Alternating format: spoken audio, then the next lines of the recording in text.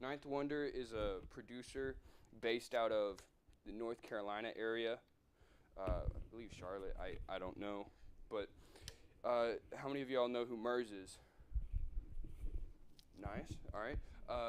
Ninth Wonder has multiple albums with Murs, and I knew Ninth before I knew Murs. But then when Murs came to town, dude, all it takes is a little bit of research, and you're like, wow, dude, this guy knows everybody.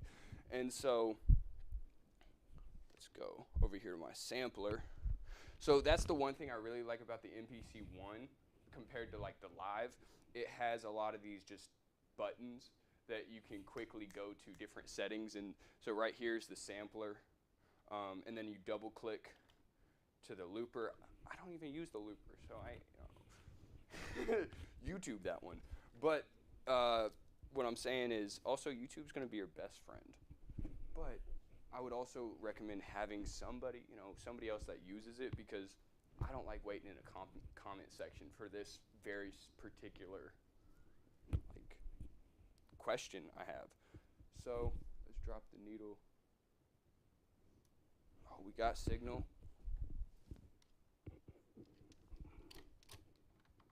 Oh, we're halfway there. Yo, could we grab Melissa? Yeah. Cause like we're like halfway there. I need to plug into the speakers. Like this thing does not have any speakers on it. That box right up there. Yeah. This is a monitor controller. I'm aware of that, but like, got input right here. No. That's right there. That's for those. Hey, the individual quarter inch. Quarter inch stereo? Yes. Perfect. Yeah.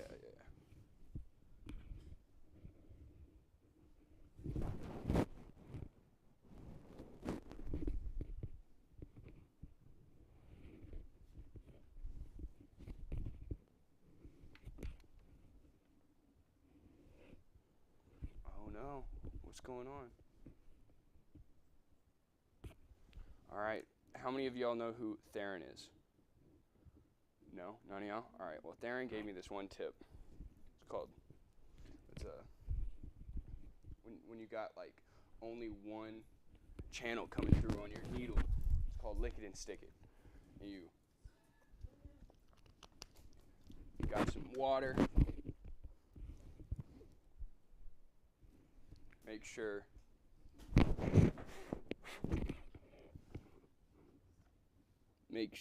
it'll make sure that there's good connection right there, and make sure that's kind of tied down. Also, I just pulled this out of my car, transporting it, so like things can bump around. Let's see.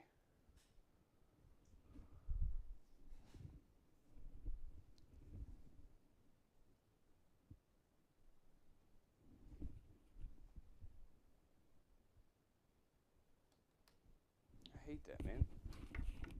I only got one channel.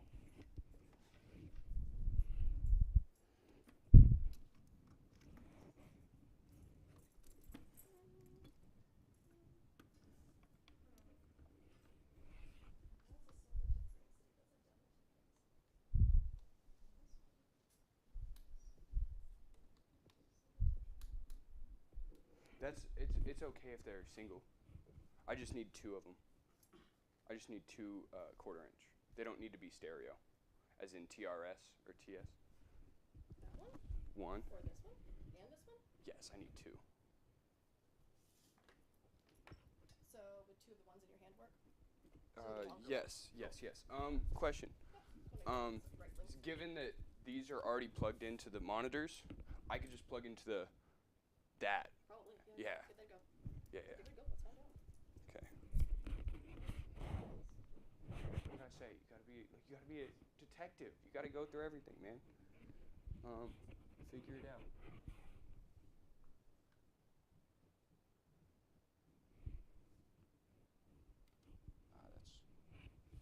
That's too bad. We might have to just go on mono then. For the turntable, at least.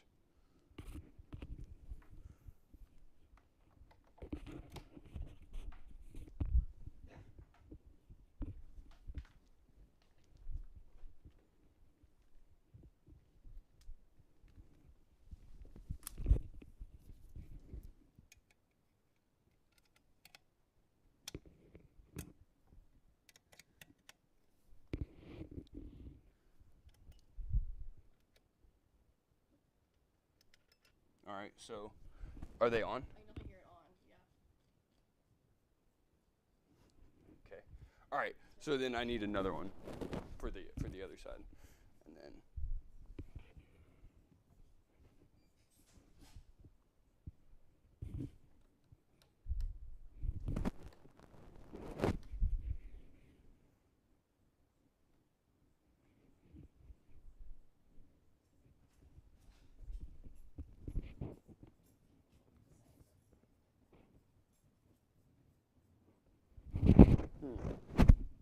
Thank you.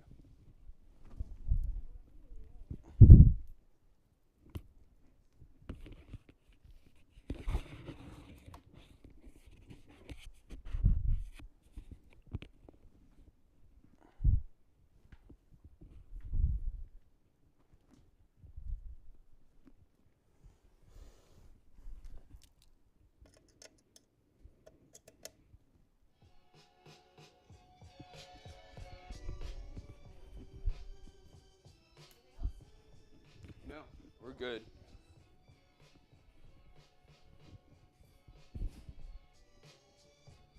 Yay! All right, all right, all right. Well, while we listen to this, let me fix this.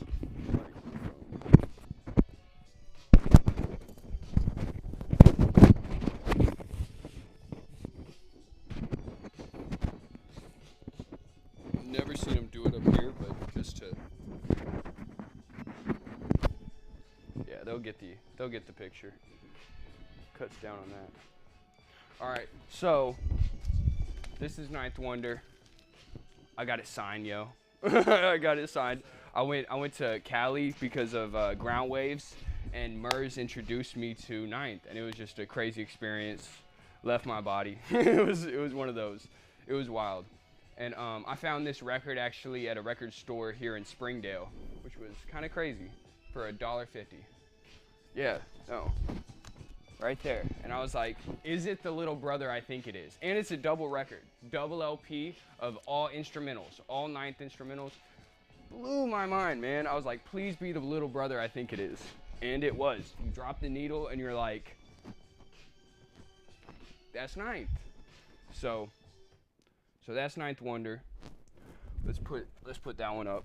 We're gonna play one of my other favorites, which is, how many of y'all know who Jay Dilla is? Oh, wow. So y'all know Jay Dilla, but you don't know Ninth. All right. Well, that's good that the dead still get some respect. JD, bro. He's one of those ones that I just fell down that rabbit hole, and I still haven't seen the light of day after. In the streets. You know the album J Harsh Japan? That same dude that told me the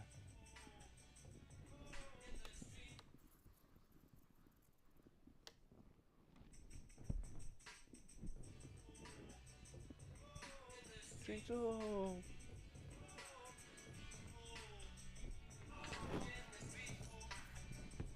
So if this is the goal, right? You know, like this is kind of what I'm gonna be teaching you how to do this kind of style. If y'all are into like other kinds of hip hop, that's totally cool. But I'm kind of more into the boom bap, as it's called, or you know, like a '90s sound. But I like to, like I started getting into hip hop in 2016, so that was bass bumping, you know, bunch of modern stuff, which I kind of take that influence and then bring it back into the '90s, and then do it my way.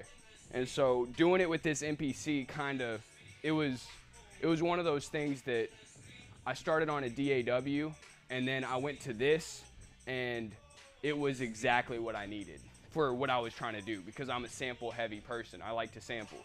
How many of y'all know what sampling is? All right, cool. I don't have to explain it. Cool.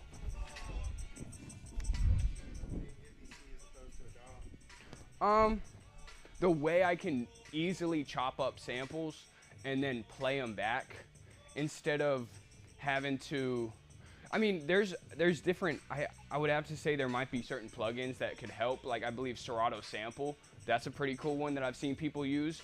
And that's like something you can drop in your DAW and then use that to chop up your samples.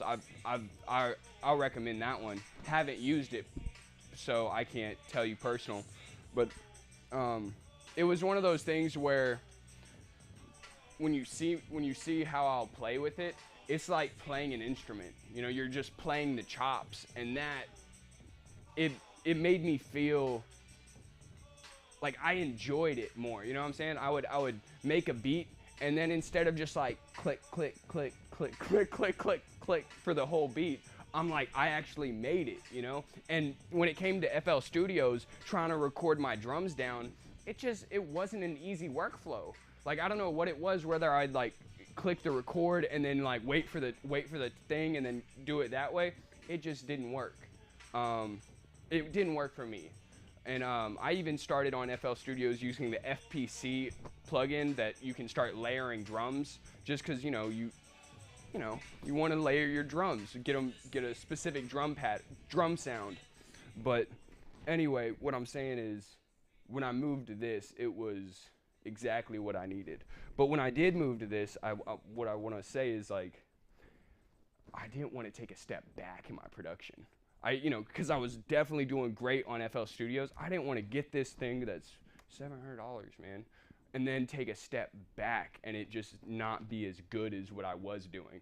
And so I'm actually gonna go ahead and play the very first beat I made on here out of all of these. And this is called, what's it called? It's called Bill Evans. How long did it take for you to get comfortable? It's like learning how to ride a bike, but some people have a faster learning curve than others.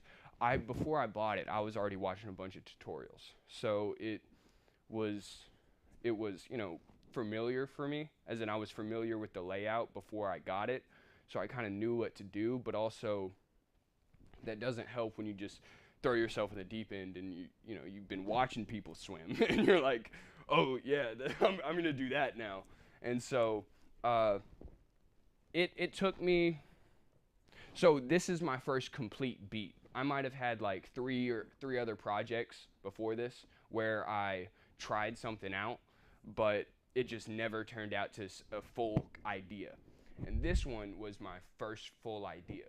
And what I mean by that is, so I started with, so one thing that's really amazing about this thing is it has like an input right here. It has an output, an input, and the input you can just record straight off your phone. You just buy an adapter, you do aux. I would actually suggest her to get one of these adapters because of how nice it is to have. It's currency, man. But you can record straight off YouTube, man. And I did that. So for this one, it was Bill Evans, a live set that was probably about an hour long. I just like clicked record, and then I started just chopping up the chords. And so I ended up getting something like this.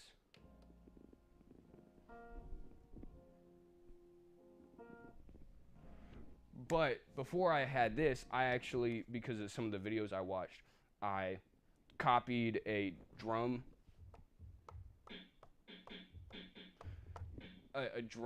pattern, or this is a program. Yeah, let's start with that.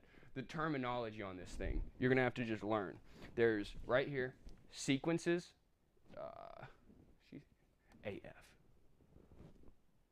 That didn't help, but sequences up here, tracks right here, and drum programs right here.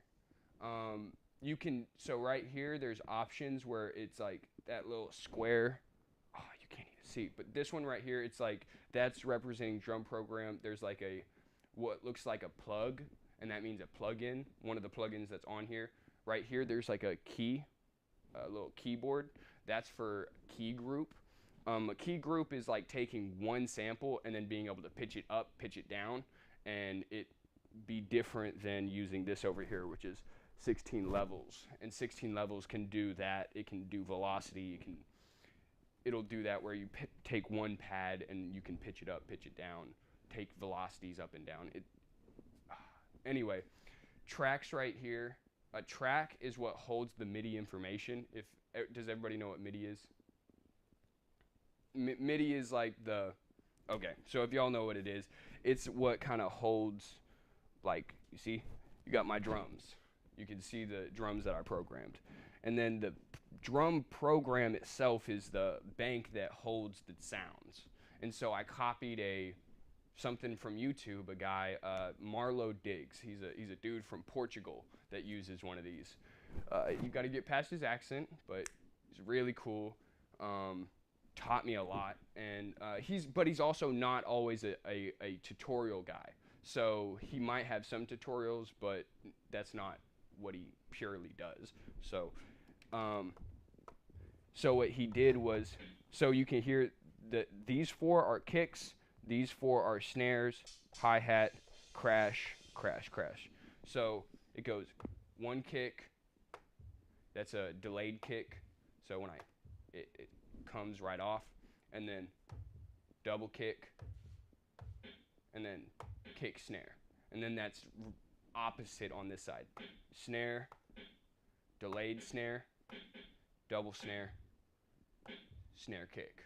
That's just something he kind of suggested. If you create this for yourself, you can then go in here and click that save current program, and now you don't have to make that program again because you just made that. So that's something you can do. That's what I did for this. And then you can end up switching out like the drum sounds later. But anyway, so I started with the drum pattern.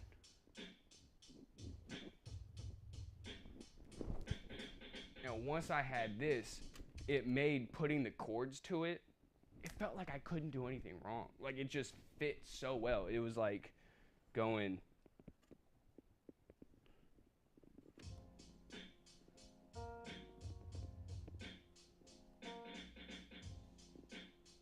Let's cut that.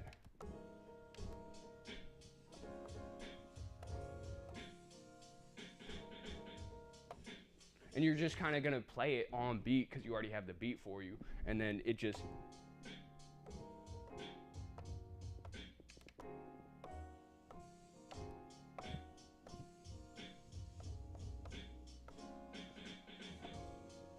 So, you know what I'm saying? Like, you could just have a lot of fun. And that's where the playability factor of, like, of why when I went to this, I stayed with it because I could play it. So let's actually undo. Yeah. Play it live? No. I'll just keep it. No, I don't usually. Because of how kind of intricate I get with it, I don't really play it live. I'm also not a drum, what's it called? A finger drummer. You know, as in like I don't like play the hi-hats and the drum and the snare at the same time. No.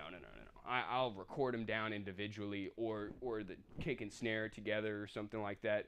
But that's just because I'm more about that finished product than I'm a instrumentalist, I guess. I don't know. But, you know, that's just, no, I don't. But this is the final product that I ended up getting. I ended up having that piano loop, and then I went out front, and I was just feeling like I got something, you know. I got like that piano loop and like this little groove going, and I was like, but it's missing something, you know. It needs something else.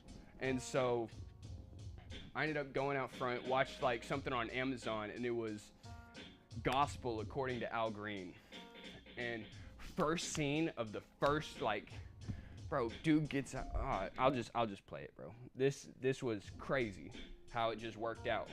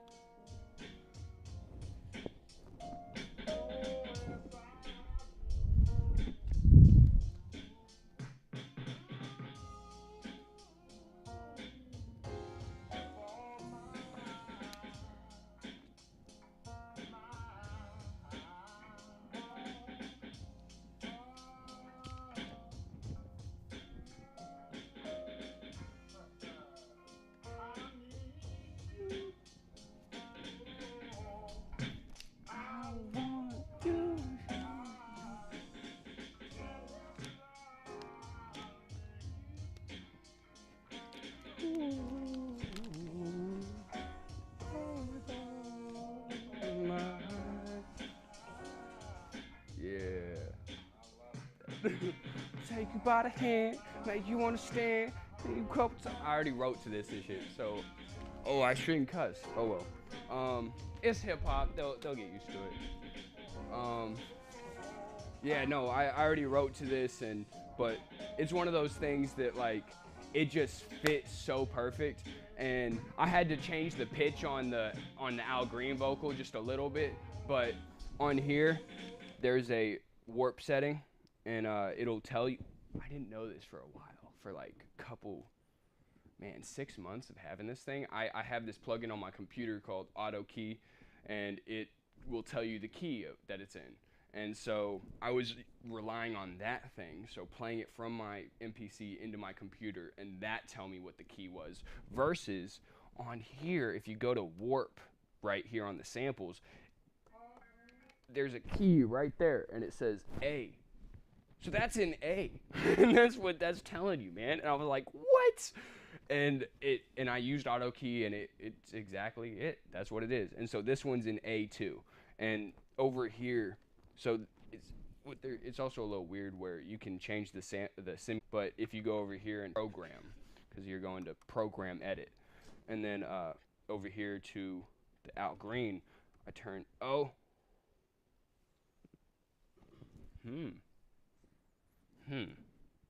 Oh, it's saying I didn't turn it down.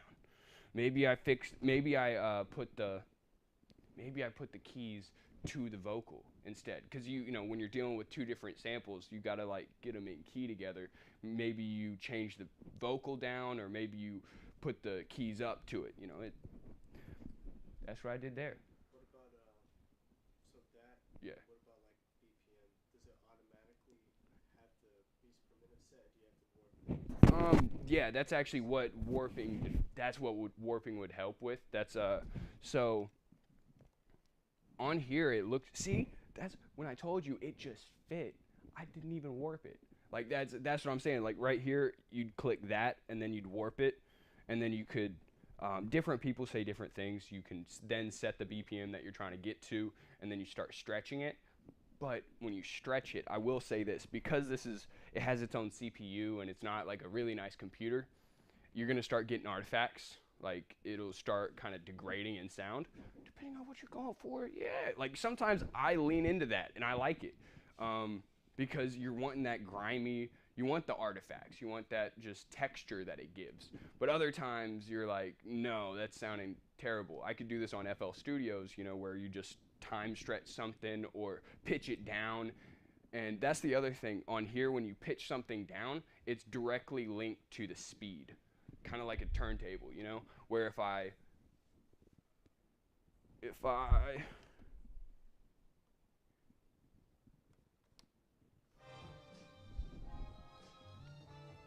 it speeds it up versus slowing it down.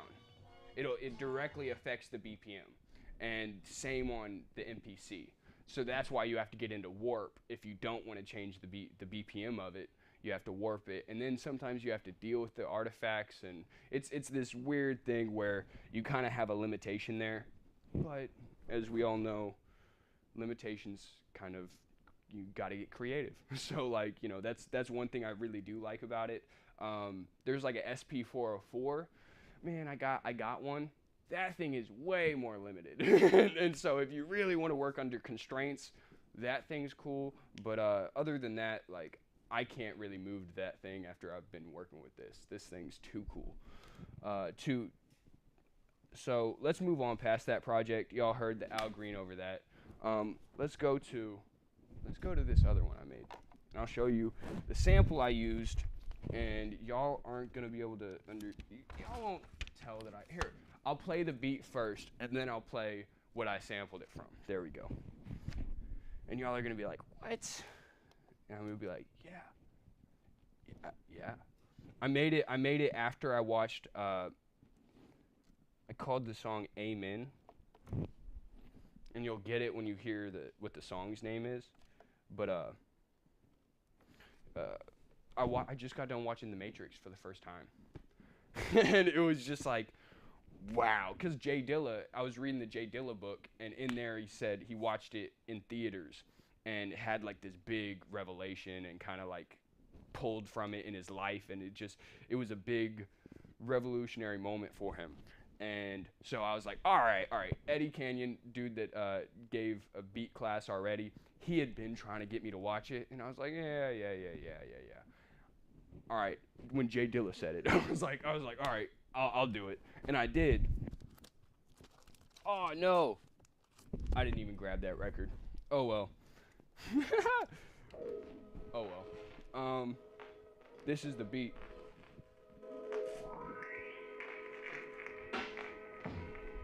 That underground, that been a see-through, me to you. Off the needle that we blow a fuse, kicking off the ones and twos, ones and don't say it, just do it. Don't say it, go do it. You could try to take it from me, well go do it. You could. Yeah.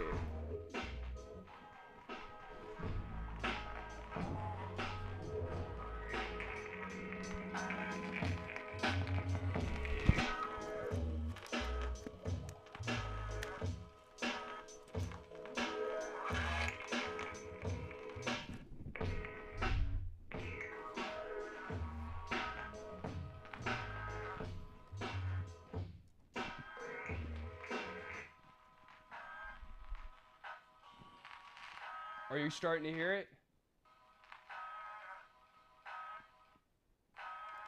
All right, how many of y'all know Percy Sledge? When a Man Loves a Woman.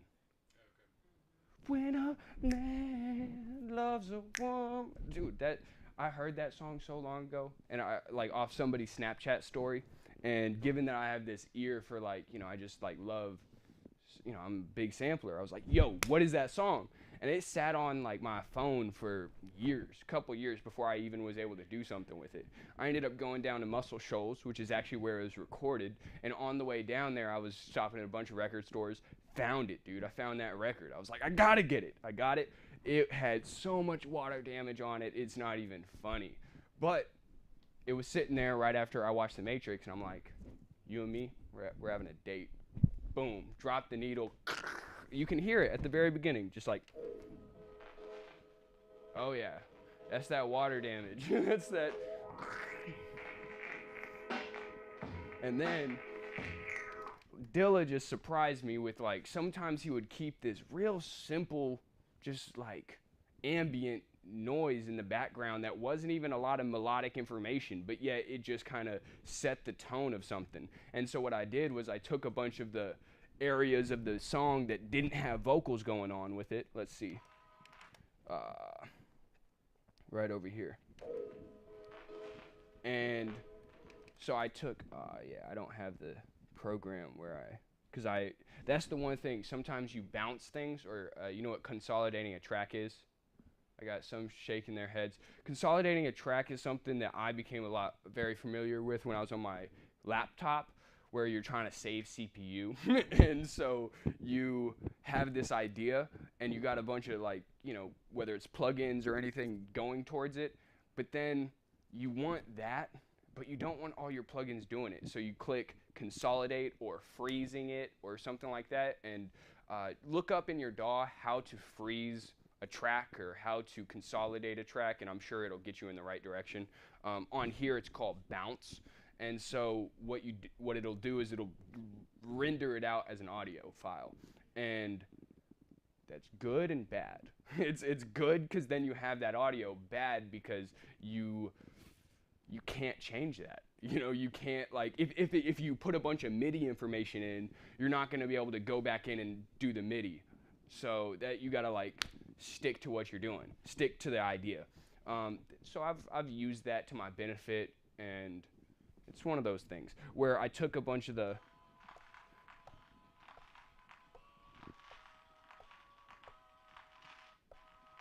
stuff like that was no vocals on it or drums or anything like that, and I started stretching those out, getting a bunch of the weird artifacts and pitched it down or pitched it to where I wanted it, and that's how I got that. And that's just that base layer audio. And then you throw some effects on it to give it that filter.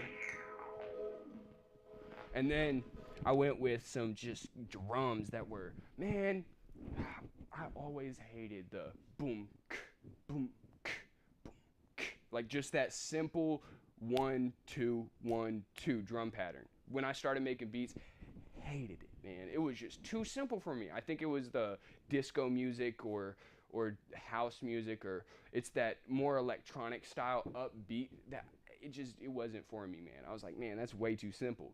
But hearing like Jay Dilla do it, it was the way he did it. It was the way, because the bass was moving it. The bass was creating the movement instead of the drums. And I was like, whoa, whoa, whoa. Okay, let's try that. And so I've actually utilized that in different areas. And sometimes that's the exact drum pattern you need.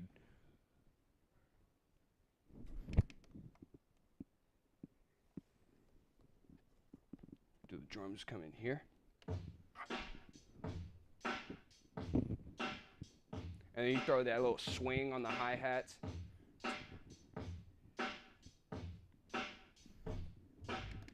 All right, now what's it sound like with the bass?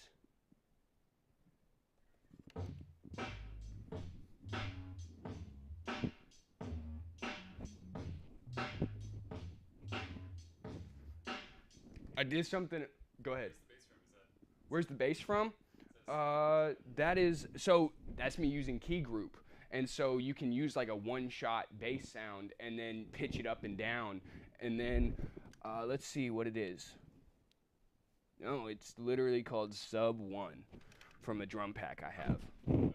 So that's what that is, and it could have came from that. And then you do some extra processing, filtering, and stuff like that, and you get like a fat bass, man.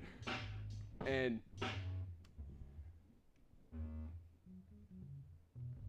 that's the other thing, getting melodic with your bass. That's something that I had to learn for a while, because I came from listening to trap music, and that's just like boom, boom, boom, you know, and it's just like, I mean, even right there where I was humming, I changed pitch twice maybe, but it's just like, what I'm saying is getting more melodic with it instead of just being very bland.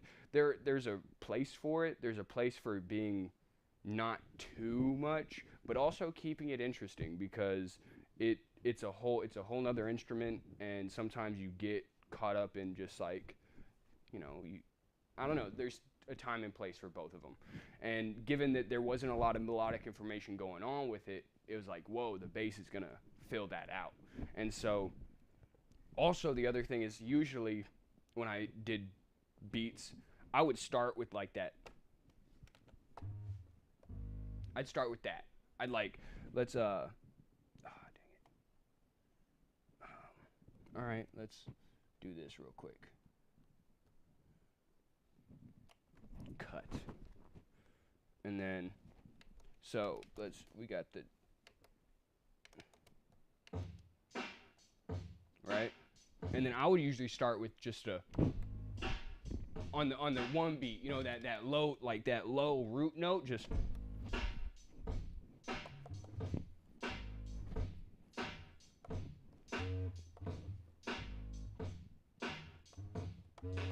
Okay, you see how I'm tapping up here and you can't hear him as much? That has to do with the filter that I threw on it, because it's a low pass filtering, so if it starts getting above that frequency, you can't hear it as much. That is just editing things that you do.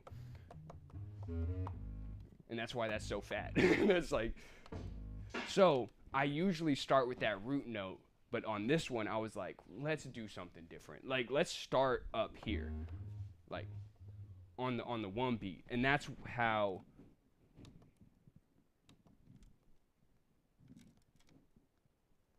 Come back to me. Yes. I needed that. And then, so it starts on that boom, boom, and then it loops well. And that's the thing, you want it to loop. And so that's one of those things where that was like a big breakthrough for me, and I was like, like, what? I did that, man. And so it's just like getting that bass to just groove with your drums, and then adding that little vocal to complement. I ended up bringing the vocal in, not anything recognizable, but because y'all wouldn't have known it was When a Man Loves a Woman, but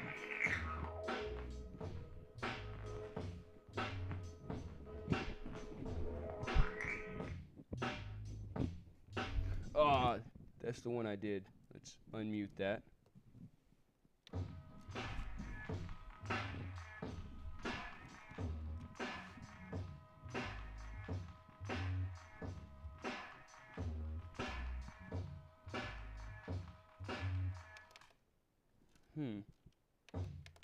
Ah, that's what it is, my bad.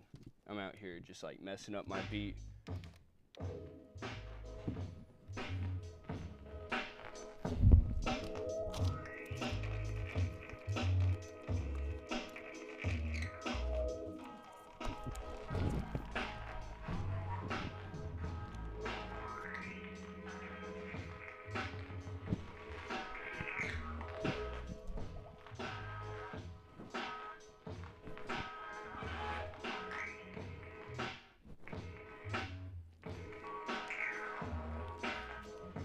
See something that I've kind of, sometimes you write songs and it's like not, you know, you might not even be living those words currently, but it's like kind of something you strive for, and it's like you got to remind myself, hey, you don't need to say it, just do it.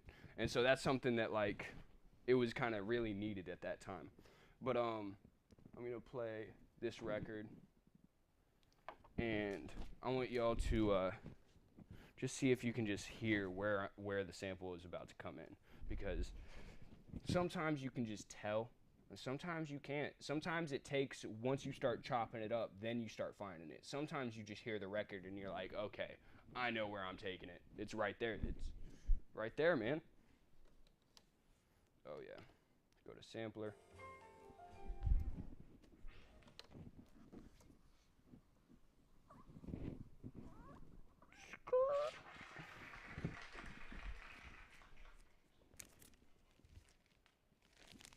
Ahmad Jamal. How many of y'all know who this is? Yeah, bro. He goat, man. He's over here like, yeah, I'm gonna look that up. Yeah. No, it is. Dude, how... okay. Alright, you're starting to see it. Yeah.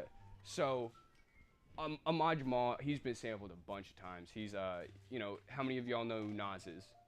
The World Is Yours. That's a classic, one of my favorite songs by him, and it is just like Pete Rock sampled Ahmad Jamal, and somewhere at like 5 minutes, somewhere in the song, like it's like a 7-minute song, at like 5 minutes, it comes in, and this chord progression just hits, and it's just like, it's just like capturing that thing, and it's like lightning in a bottle. That's what it is. What's so funny is I found out that what I do has so many similarities to fishing, and I hated fishing. I hated fishing growing up, man. But yet I realized like what I do is I'm sitting there just like, and then I'll collect my records, which is I guess getting the right bait or whatever. You know, you're like, and then you sit there and you just wait, and you're waiting for that fish to come. And then you catch it, and then once you catch it, it's like, oh, okay, you know what to do, and then you just bop, bop, bop, bop, and then you make your beat, you know what I'm saying? But I never realized the similarity between it and what I do and what I get from it. So that's something I sampled, and let's show you what I did, because that's a song called Autumn in New York, and sometimes I'll just name the beat straight off after the song. This is actually on my beat tape. It's on Spotify. You know, screw it. I will plug this right now. If y'all want to buy it, it's $20. They're all one of a kind, man. There's like 34 beats on it, made them by hand, you know. It's also on Spotify, so if you want to go stream that, hit me up afterwards and I can give you the link. But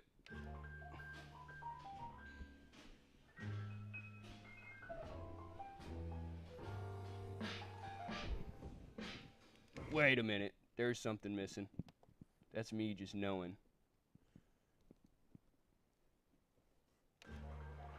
There we go. Yeah.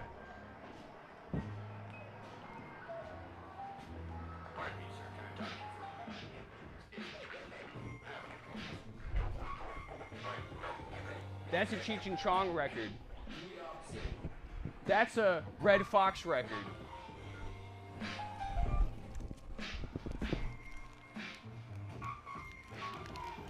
I was sitting there like, I need a record that says New York City so I can scratch it. A Red Fox record, dude. Sat through a bunch of grotesque comedy, and then I found it, dude.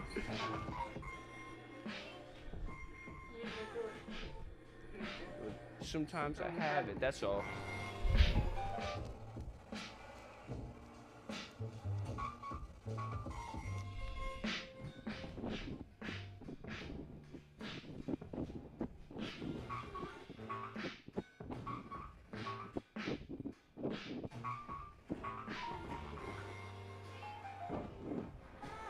That little vocal in the background, that's actually, it's a, I want to say Tamla record. So I have like a bunch of Motown 45s, right? If I see Motown, dude, I'm grabbing it. I'm grabbing it, man. Like, and there was this one lady, I forget, Thelma Houston, and I just grabbed like 3 45s from that. All right, let's turn this down. I grabbed like 3 45s from my stack of 45s, and I was just like, all right, out of these, I'm gonna find it. First one, man. First one, it had some like just vocal hits that were just like perfect for it. And dude, it's sometimes like letting the universe just like drop it in your lap. And you know, the first record you grab, like here, I'll actually go ahead and, dang. Wait, no, we're actually good. I thought it was like 7 minutes till it was over. We still got like 37 minutes. We're good. But what happened was I made a beat for this class, making sure that I had something to show that like was recent or whatever. Other than, because I could just go through my discography and show you like blah blah blah, but I was like, no, I want to show y'all. And so I sat down, and the first record I pulled out, man. First dropped the needle on the first song, and it came like that. You can't always count on it like that, but sometimes it really comes through. Hi. Sorry, Javier. So, no, you're great. So, with that being said, we'll go to this joint right here. Quincy Jones. Oh yeah, he's been sampled a bunch, and I actually picked this up with that dude Theron. He started like pulling stuff aside and like set it over, and I hadn't gone through these records yet, so that's why I was like, all right, you know, I'll start looking. And man, you know, this one's not even in the best shape, but it is what it is, bro. Like sometimes you just want that character. Like what I showed you, that one dude that had so much water damage. Like I will not listen to that Percy Sledge record for enjoyment, really. It's got that much, but it's one of those things where it's like, dude, all right, no, this is a showing lesson. I'm gonna go to this other beat. It's called Miss You, right? How many of y'all know who Harold Melvin and the Blue Notes is? No? That's a group from Philadelphia area. I think it was Glenn Campbell or something. I don't know. It was a Philadelphia record label, I believe. And same of like OJ's, I want to say. Anyway, Harold Melvin and the Blue Notes. I got this record, man, and if I would have looked at the record before I bought it, I wouldn't have bought it. Like, it had this nasty scratch in it. We're talking like, just like terrible.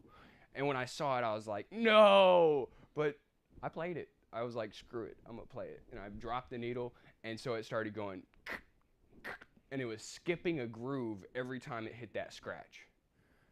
You know, not desirable. But when I heard it, I like put it on 45. Y'all know what that means. So putting it on 45, it's gonna, when you have a 45 disc or a 45 record, it's just smaller. It's a single, and it spins faster, and it's actually higher fidelity. It's you know, the faster it spins, it's higher fidelity. You got a fatter groove on the 45 as well, so it's gonna be a little bit, you know, just better sounding audio. And 45 is gonna be faster. I don't know if it's an octave higher. It might be. I think it might be. Don't quote me on that though. But it plays it fast. So like here, I'll just show you on a 12-inch record.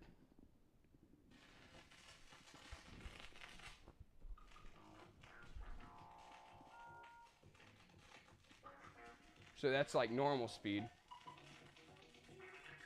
That's 45.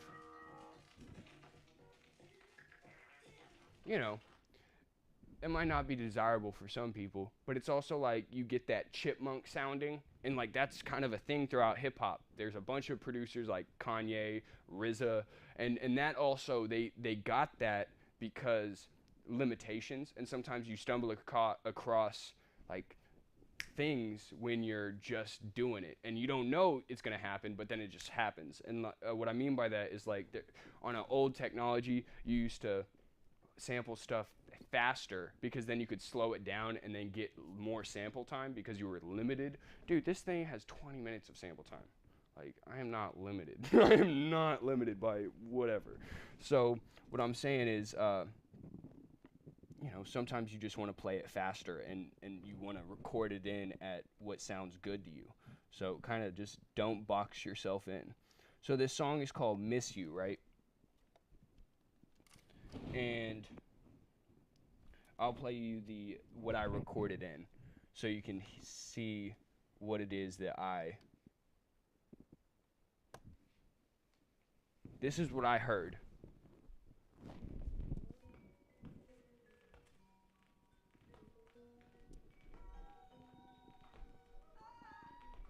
Each one of those, it's skipping a groove and going to the next groove.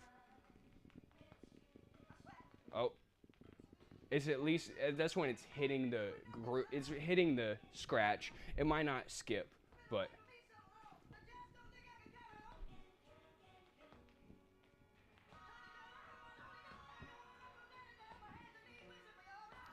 Just rap on that, that's your rhythm. No, I mean, I don't know, you could. People get creative like that, but I ended up making this out of that scratched record.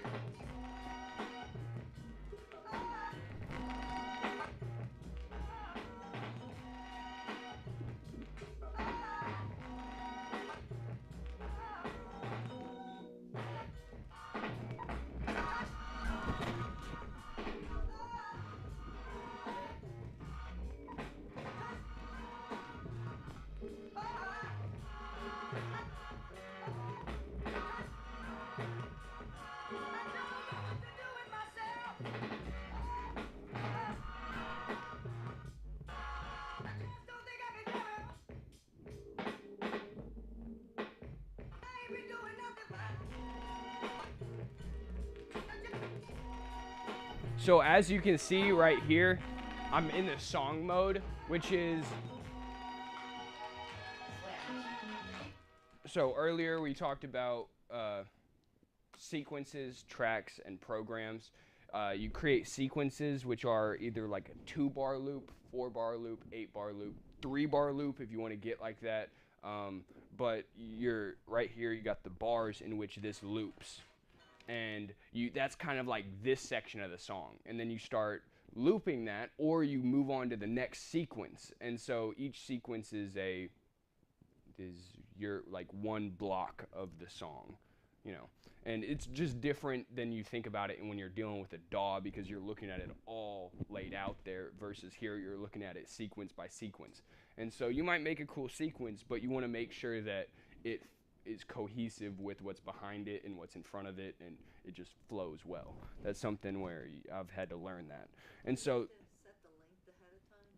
yes, because when you just open up a new project on here, it's gonna be a 2-bar loop or whatever you set the default to be.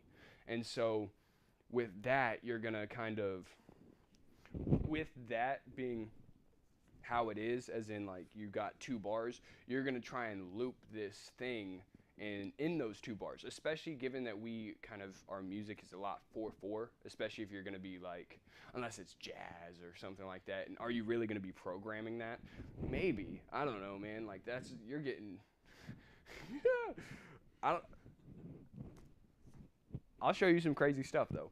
But it's kind of like usually the drums are 4/4 or they're not. And so like that's something I'll actually show you that What with if you're this doing song. 4/4?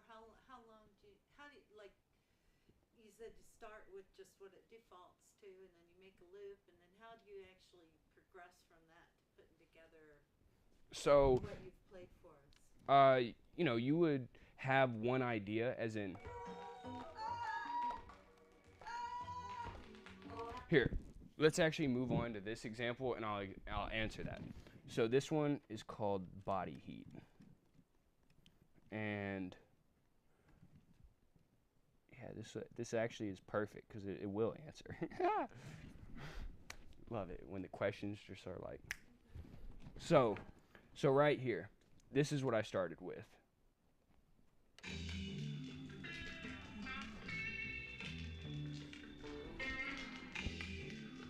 That right there, that looped in 2 bars. So here, let's play the record. So let's see if y'all can hear it.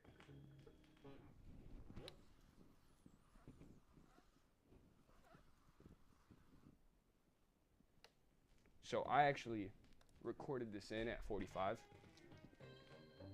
I recorded it like that, a little faster, but then I pitched it down on the on the MPC.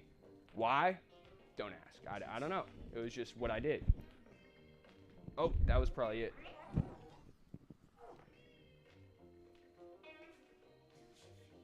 I don't know. It was right before that, but.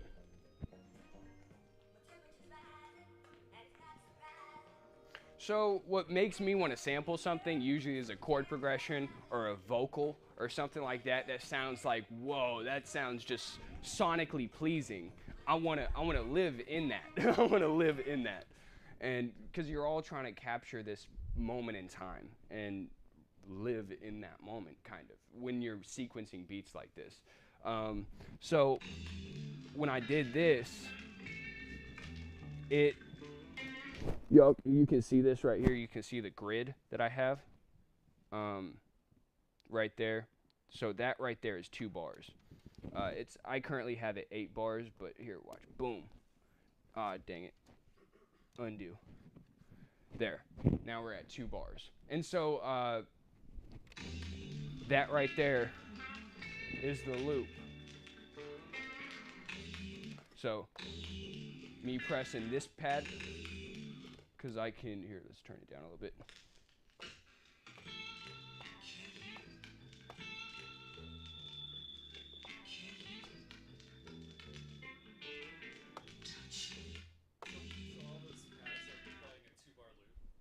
No. I'm not showing y'all this because it's a little time extensive of chopping up the sample. But what you do is you record this in via the sampler right here, and then you go to sample edit, and you're going to press the pad, and then you're going to, through that recording you have, you're gonna set chops, and then you create a drum program out of those chops, and now you have all these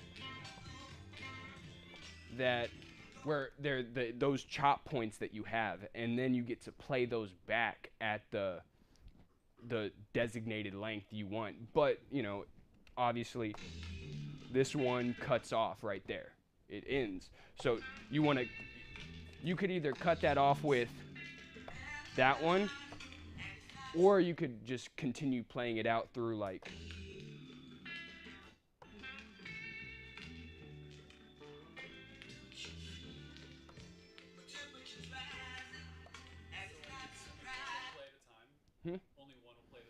That's if you have it set like that, and I would suggest setting it that way, especially when you're dealing with samples. If you're doing drums, you don't have it set like that. It's called monophonic versus polyphonic. Mono meaning only one's gonna play at a time. They'll cut each other off, so and that just helps so it doesn't get muddy and things, yeah. And so the goal is to have them chop each other off, but in a way that sounds like it's meant to be almost. But then again, sometimes like I got beats that are very choppy, but it's good. You like it that way. So it's kind of what you're wanting to do, what your goal is for that one. And so I was able to get that in a 2-bar loop, but as you can see right here, this one right here is not even on the grid. Right here, it's like falls right before the 3rd beat. So, and then by the end of the 2 bars, it loops back, and it loops perfect.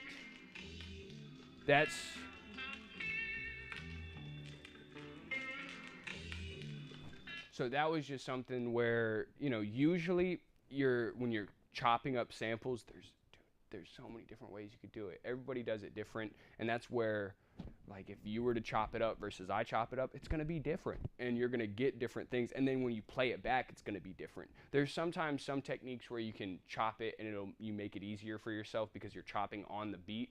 But sometimes you're like, no, I want that to start it. I'm starting at the transient, and it's not on the kick or the snare, which are the grid, I guess, but you're starting on, I want to start on the vocal. And it's all up to you. And that's really kind of what makes it just like very personal. But so I had this loop going,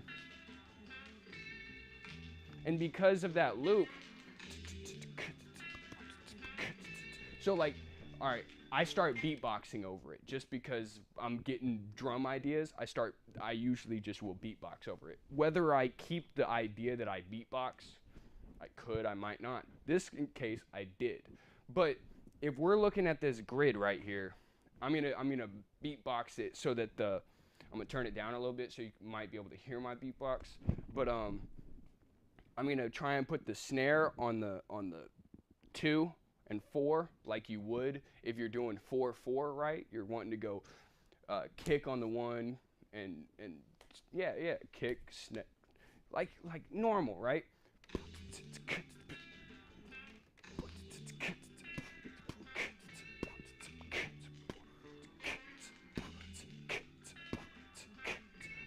It doesn't line up, guys. That's what I'm saying. Like, this version, if I were to like make my drums 4/4 over this loop that isn't a 2-bar loop, it just won't work. And I was kind of hearing that, and I was like, wait, what's going on? Like, something's a little off here.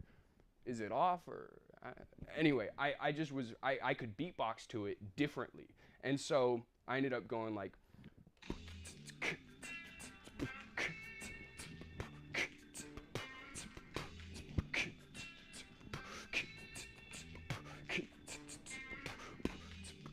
and so like I can do that, and like if you notice when the kick will hit again, it'll be on the 1. So that looped in the 2 bars, but it's like, but my snares weren't falling on the 2. Why is that?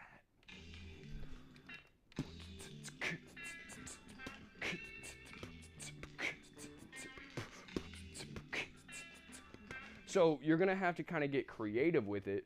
And what I ended up doing was I could hear this swing I was putting on my hi-hats as I was beatboxing it. Do I know how to like scientifically get it how I did? No, I don't. So I usually, when I'm making a beat, I'll put that hi-hat down because it's a very good guideline for your kick and snare. But in this case, I couldn't figure it out. I tried laying down a bunch of hi-hats and nothing was working. So then let's go pad mute. No, pad mute.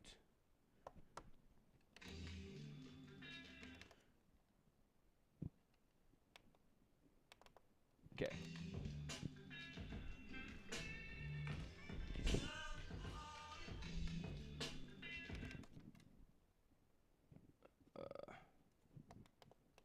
I think this one.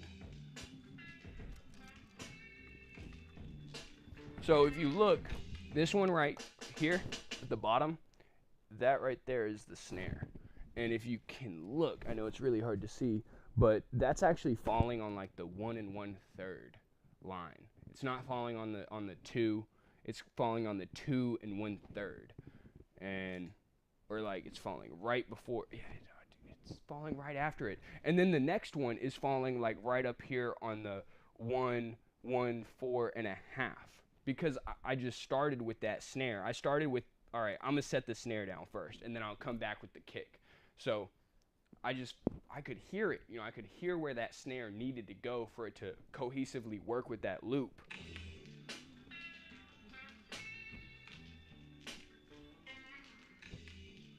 Oh, what was that? It was gone. That's it's almost like you expect it, but then it's not there. So that's that one thing where it's like you so my 7-beat loop. it is. It is. I mean, but it's also in a 4, it's also in 2, it's also in 4/4, as in like the loop is in 4/4.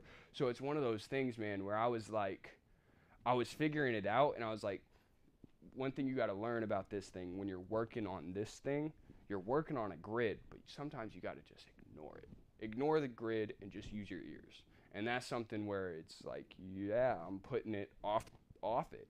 And then I went back and I was like, okay, let's put that kick in. And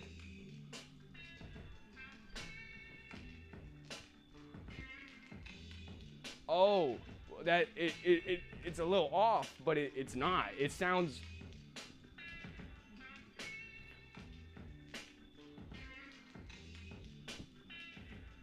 I don't know, man. It was that little thing that like brought it back and made it so that it was able to loop. And usually I don't get it to be able to loop like that. This is like the first time I've ever been able to get like the drums where they're in like thirds on the grid, and then to loop it in a 2-bar loop. Usually if I'm doing my drums in a third, I'll have to loop the sample in a 3-bar loop or a 6-bar loop or something like that, so that the drums will get on so that when it loops back around, the snare hits where it needs to and it doesn't just like sound off. I don't know, man. There was that little turnaround with the kick where you go boom, you like it hits it a little fast, and then it like waits, and then it like, I don't know, man. I don't know. I'm not a scientist, but it's like I'm just using my ears, and so after I had that down, I was like, okay, let's add the hi-hat. Let's add this hi-hat. And so I started with this right here. And it just like, I could put that hi-hat down now that I had that kick and snare. It was like, oh, that's easy. I can figure out where it goes. I wasn't able to figure that out before. And then, so you can see right here, that hi-hat is not on that grid, man. It is not. It's not even perfectly on thirds either, because it's that feel, man. You gotta feel it. And then I figured there's this other trick where you can make, when you hit that one, you can put a second hi-hat under it, so you got the 2, and there's the swing that I was like, in my head that I was beatboxing. There's that swing that I just was able to make without even having to swing, go into the swing settings, because there is settings on here. There's time correct on here, and then you can adjust the swing, adjust the amount of time correct. Do y'all know what that is? Quantizing is? That's time correct. That's what I'm referring to it as. And so with that being said, you can get into all that, but it's just, I went solely off my ear, and then I got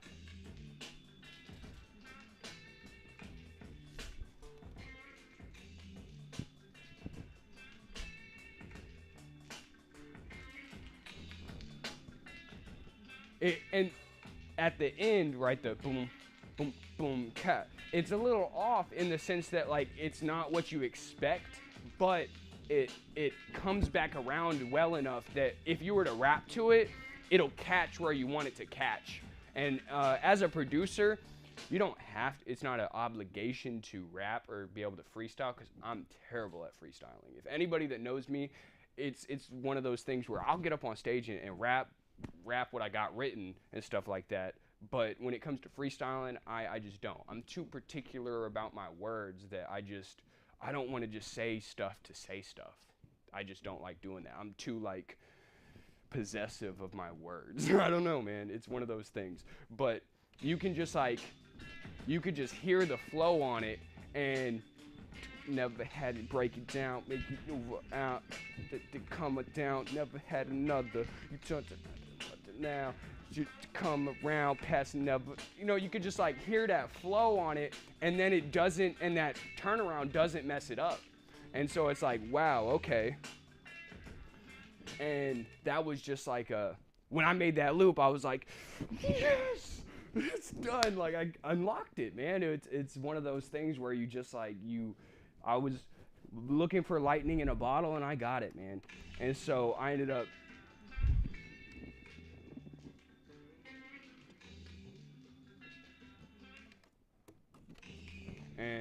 making this beat out of it. And then also the other thing about beat making I've learned, I've played like a couple beats that kind of get all crazy and stuff like that, but sometimes keeping it simple, man, especially when you're working with an artist or a rapper, you want to leave room for them because they're a whole instrument going on it. And you want to make sure their vocal has room in there, and you want to make sure that they're not having to fight for space, unless that's what the goal is. You're wanting that beat to shine. You just gotta know what you're going for, and sometimes keeping it simple, man, it makes the best songs. And there's like, you know, you could either be a beat maker or a producer. That's the difference. Like, a beat maker is a person that just will make a bunch of dope beats, and I could go to a beat battle and be sitting there against another producer and me just showing, oh, I could do this and this and this. But it's like, a rapper comes to that and they're like, where do I fit in on this? And they don't. So like, oh, you hear that bass line? He's like, I heard it. So when it comes to like a bass line, that is something where I use that key group, and you just go, all right, before I go any further, I'm actually gonna stress this one point: sound selection. Sound selection will make or break you when it comes to like making beats in general, where it's like, all right, why does it take so long while I'm fishing? I'm searching for the right sounds. I'm like, there'll be days where I won't be able to find a sample. There's other days where I'll sit down, grab the first record, dude, and then it'll just like pop in my lap, grab it. And then, so when I mean by sound selection,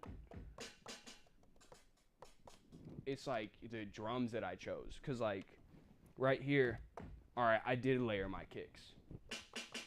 I did layer my snares, but this one is only that much. Cause right here, you see, this is in the program edit, and then there's these different layers to the samples that you have in there, and you can, dude, there's so many settings on this thing. I can't fit this all into an hour and a half, but it's kind of like I'm trying to give you enough running head start to kind of let you experiment on your own, but also show what you can do. So so I layer my drums, but let me just show you this. Let's make another, call this bad drums. And we're going to make sure that the kick is where the other kick was, and because the track holds the MIDI information, I can throw another program on there and it'll play what the other, what I had programmed the MIDI as for that first drum pattern to go on this other program. And I'm going to show you the importance of choosing good sounds, man.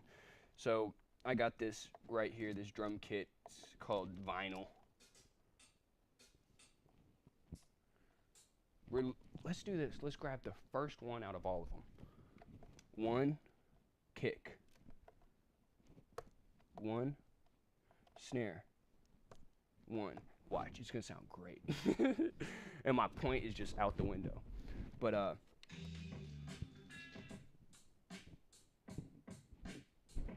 it's not as bad as I thought. But let's take my effects off of it. Oh, I don't even have oh yeah, I don't have effects on, because when you create a new program, there's the mixer right here, track mix. It's this button right here. You then are mixing stuff by the program, and that's very different from a DAW where you're used to mixing via each track that you put onto the mixer. Do y'all understand that? I'm not losing you? Okay. You actually can go to pad mix right here and go individual pads and add effects to them, but you can also go right here if you double click, or if you click program edit and then go all the way to the right effect. There's these that are just placeholder effects, like always. So there's soft clipper, that thing. Yeah, let's turn that up on that kick. All right, making that a little bit better than, makes it a little stronger, beefier, and then bass tight. And then low pass, high pass filters right there. It's just, these are all built-in effects that are available for every pad that you have on there. And then if you click over one, now you got 4 effects that you can go through their plugins and add, whether it's like dynamic, delay, EQ, harmonic, modulation, vocal, and then vintage effects. So it's like you got a lot of plugins you can choose from. So basically what I'm saying is, but sound selection itself is so important. Makes the difference between that and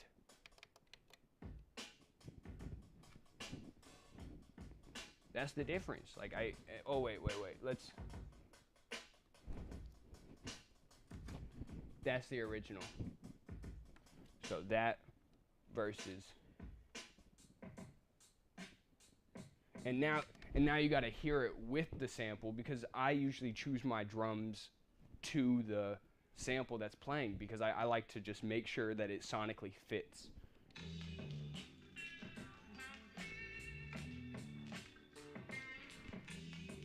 It's not bad. It's not terrible, but it's not what I wanted. And that's why I chose the other drums.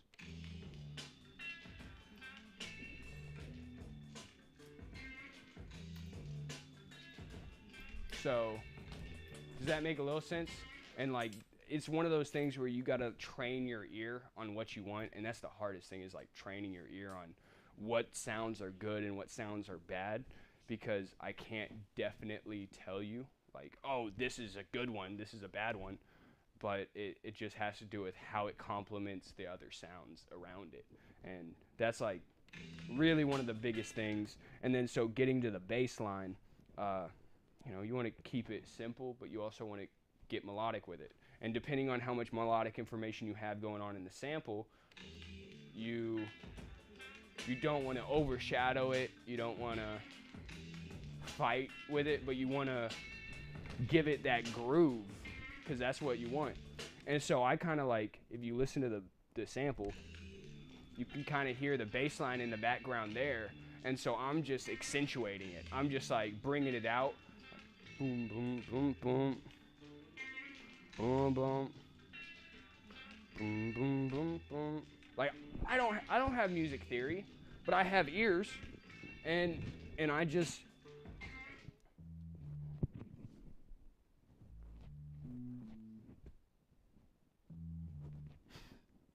wait. Oh. And then I got creative. I was like, oh, I got the little walk down in there. Yeah. Oh yeah, at the very end I was like, nah, we're just gonna go with that root note. Make sure that bass is bumping. Yep.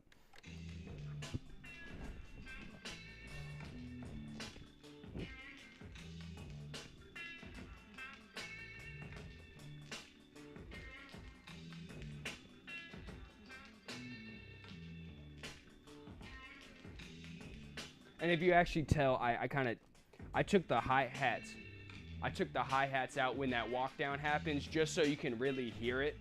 And it's like, that's what it comes to. It comes to arrangement, how you wanna bring stuff in and out, and just kind of give this its little time to shine, and then kind of bring everything back in.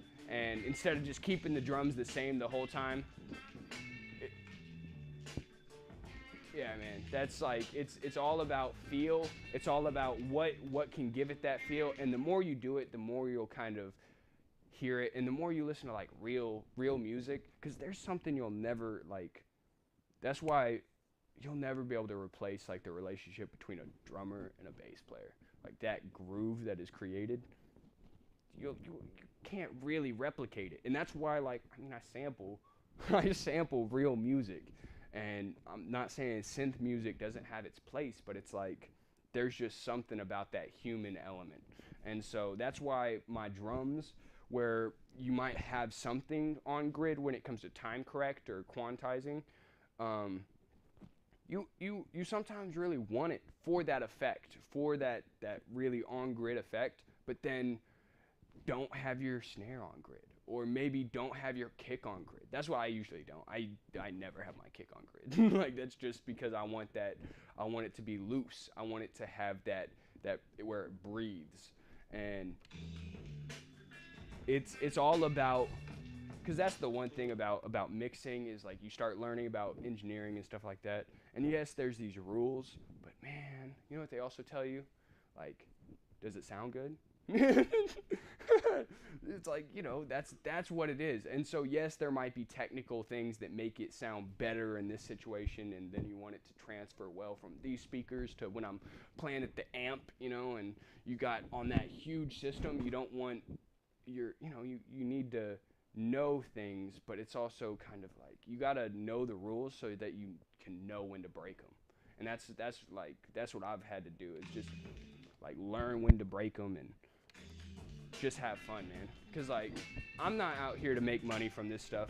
Like I mean, of course you want to, but like, dude, I sample, man. Like I'm taking it from this and putting it through this, and then it comes out on the other side. And so I understand that like there's legal rights against it, but it's also like, man, this is hip hop. Like, are you gonna let them control hip hop? Like, no. Like, this is collage art, just with audio. And I'll scratch a Robin Williams record over something, you know? Like, just 'cause I can. Because like I want to. Because you know, and so like here, watch this. Let's do this. I'll add a scratch on it right here. I don't know how much time we're getting on it. If y'all need to leave, man, I could literally talk about this all day. So it's like, and I could keep going, show you more examples of getting off grid, and then stuff where it's like on grid. And so this one right here, I don't know, man.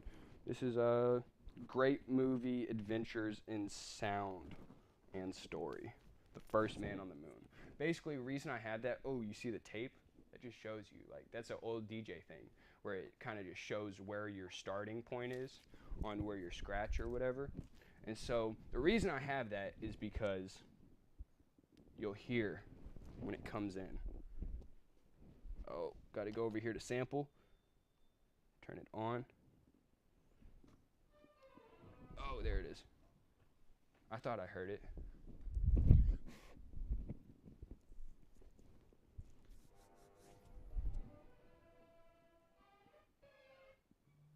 There it is. There it is. That. You hear that? That's a scratch right there. I'll show you. That's a cool little grab right there that you could scratch on something.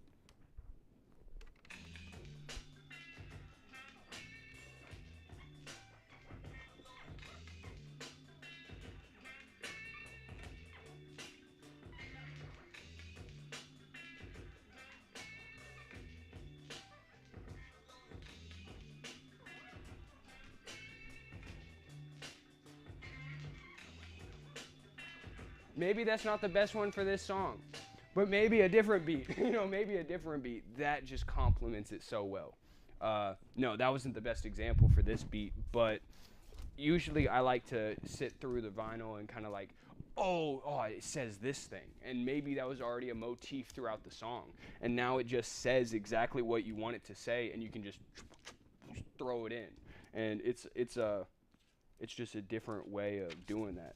And so I remember there was a long time of me just wanting that scratch sounding effect, and not knowing how to get it because I was on, okay, what's this one? I remember.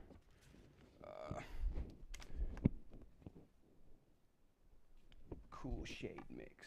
Hopefully this is it.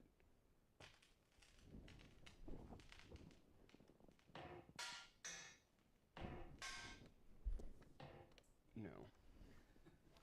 Let's try the other side. I threw it in that. I threw it in my scratch folder for a reason.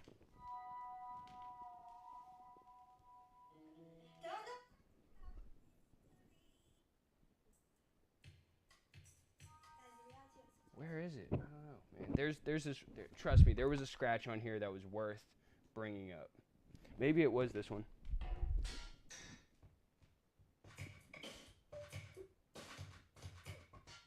Oh.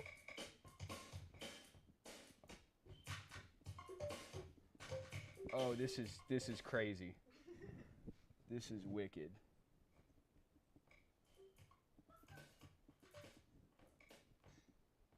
I'm gonna find it once I get home. There was like, I swore on this record there was a vocal sample that just sounded like a perfect one to set something off. I guess we'll never know. I guess we will never know. But Bounce those samples out. What do you end up when you bounce them out? How do you do it out of that box too? so over here, Yeah. when you good question. So once you have your sequences, I have sequence 1 right here. I created this one as the intro, and then it goes to 1. So once you have your order of the sequences you've made, you go up here to the main menu, and then there's song mode.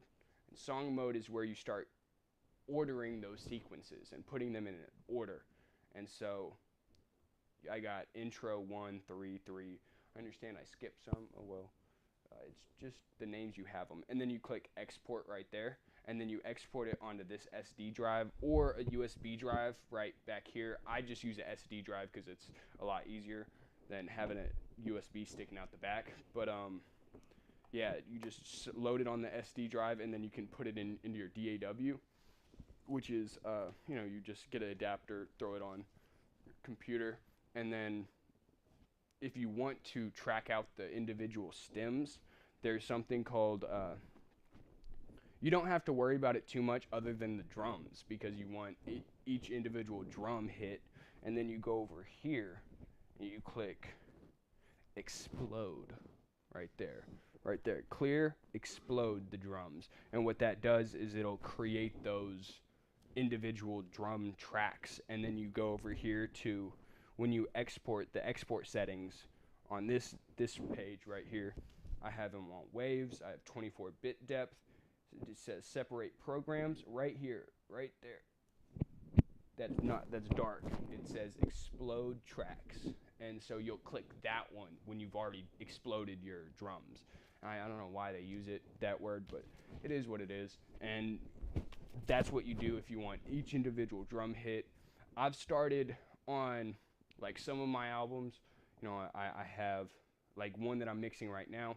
I do track out everything because I just want that control when I'm mixing. I want each drum, I want that kick, I want the snare, and I want to mix them together and then mix them in a drum bus. There's that's the way I learned mixing. But then also there is something for that rawness of what just comes out of this.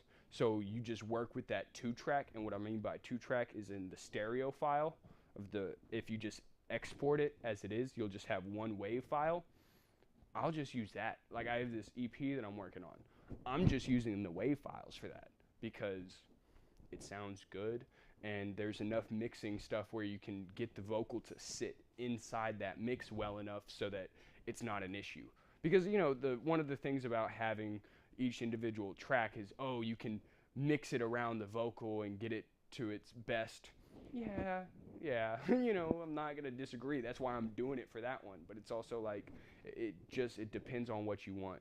And different people do it different ways. And, it's definitely a little different as in, if I'm, like I was at a session last night and they wanted the beats, right? But I was like, here. I pulled out a USB from my thing, put it on a USB for him, and I let him use the USB so that he could take it home.